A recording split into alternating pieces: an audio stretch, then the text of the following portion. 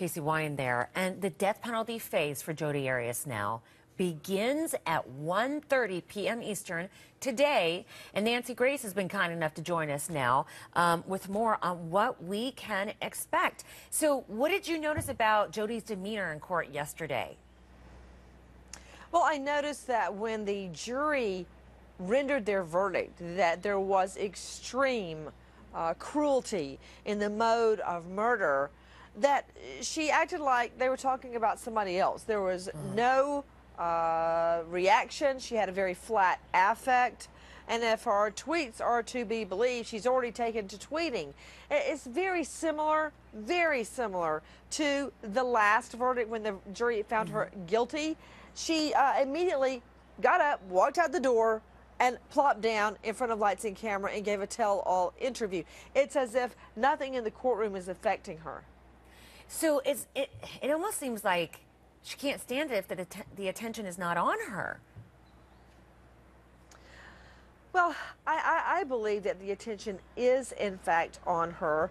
And I think that she is milking this for everything that she can.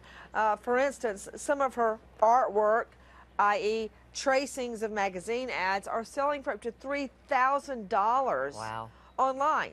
And all this notoriety is straight from the murder of Travis Alexander.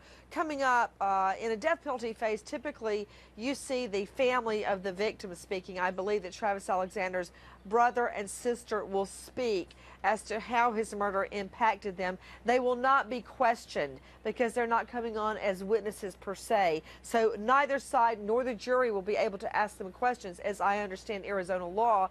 And then we will see a parade of witnesses there to mitigate Jodi Arias' sentence.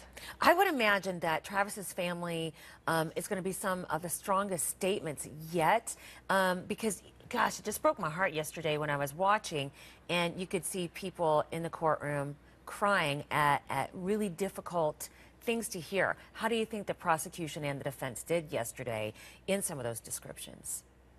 Well, I think Martinez typically was wonderful. He did a fantastic job, and the way that he combated the defense's claim that Travis Alexander died very quickly, he had 2 minutes of silence in the courtroom, complete silence, to show how long it took to stab him, to chase him down the hall after he managed to get out of his shower stall where he was first attacked, where he stood over his bathroom sink and looked in the mirror and saw himself dying, then tried to run down the hall, leaving a blood smear along the hall, only to have his throat sliced at the very end. Those 2 minutes of silence were very, very compelling.